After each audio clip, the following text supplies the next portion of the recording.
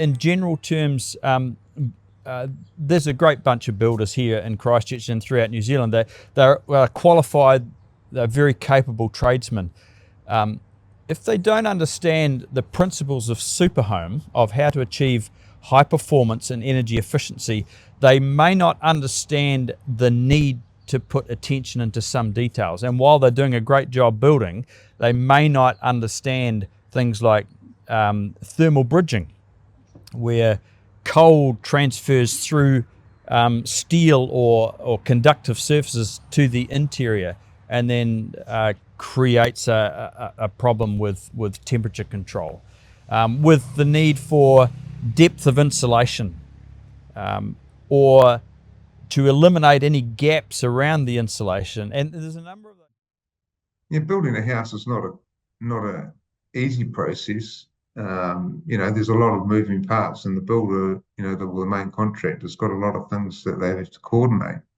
But doing things a bit better and a bit more savvy doesn't necessarily make it more complicated. And obviously, with the super home movement, you've got designers and builders who are comfortable with those products.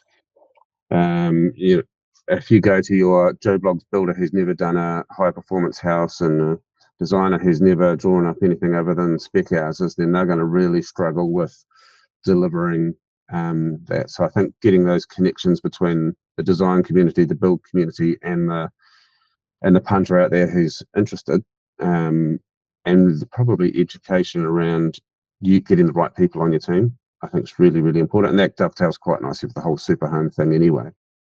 A lot of builders that I've worked with, they don't understand a lot of the the science behind why you'd make something more airtight, or why you put more insulation in. They just don't want to do it to the standard. I said, well, if you just do it to the standard, you're going to have a cold, moldy house. Whereas if we put a bit more insulation in, put some ventilation in, you're going to have a client that's going to be happy. They're going to be in a warm, healthy house. There are plenty of tools out there available for clients and even builders or other subcontractors to gain knowledge on how to do better. Once you know how to do better, you do better, and that's the great thing. I know that's what I want anyway, is I don't want to be mediocre or just do the average. So that's what our business strives for, is to be better than we were yesterday. The houses that we build, each one should be better than the last one. Again, practical ways of people being able to make better homes for themselves. And what I like about the super home movement is there's a good group of people within it. It's a growing group, it's gaining momentum, and they're all trying to do the same thing, which again is maximising the benefit of what people can achieve with their homes to the people's available budget. And we feel that's really important. Ultimately, we would like to see the efficiency of homes being much higher than they are now, but we also understand that every journey starts with the first step. So I guess, just as I got more experience in the industry, I became more passionate about sort of trying to do things better and doing things right. And like a lot of people in that space, it was a bit of a fight to go against the grain of what was, I guess, commercially acceptable and commercially available. The builders thought I was nuts. I had to go through about 5 different sets of tradespeople to get people that actually would understand what I was doing and what I wanted to do. And that was back in 2002. So we're only talking, over 20 years ago. And within the space of about 5 or 6 years, that house was actually, wasn't ridiculous anymore. It was what people were looking for. And so, just over recent years, this is the way the industry has started to change. And now it's recognised, the building code recognises that if you're using LVL framing, you don't have to have horizontal dwangs, provided that you're using a 140 depth of framing. No dwangs are required.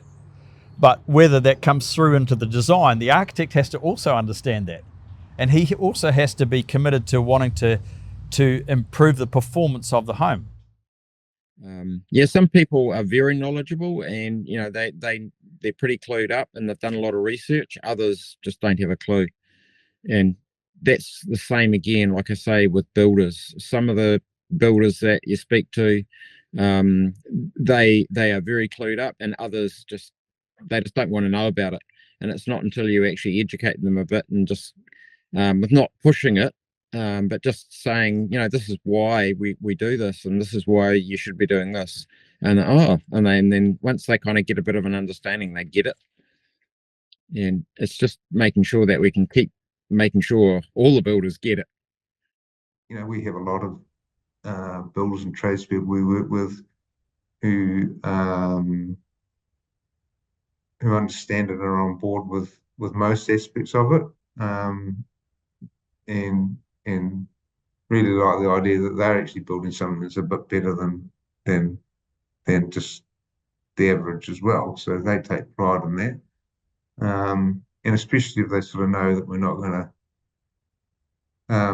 They don't have to be a passive house certified builder to actually achieve a really high performance functioning house. They can do it just by some more pragmatic solutions of what we provide to them, and they don't have to have any special training on doing it. They're just doing things a little bit. It's all pretty standard stuff mostly. From a designer's point of view, I think it's whatever we do. It's always trying our best to work with the right types of people, and working with clients that have the same, similar kind of outlooks. Although everyone's different, but I think working with clients that obviously kind of see things, who are after a kind of a more of a long-term base in their design outcome. With my background as being a builder, I'm probably looking at anything that I design from a builder's point of view. So I'm always looking at it, how is this actually going to go together? How's it going to be constructed? Rather than from a designer's point of view, where you're just looking, well, this is going to look good. I actually build it in my mind and make sure that when I draw my plans, I'm designing it and detailing it so that I'm actually building it step by step and making sure that the details are there so the builder can basically just follow along, and he doesn't have any questions. Makes it easy for everyone.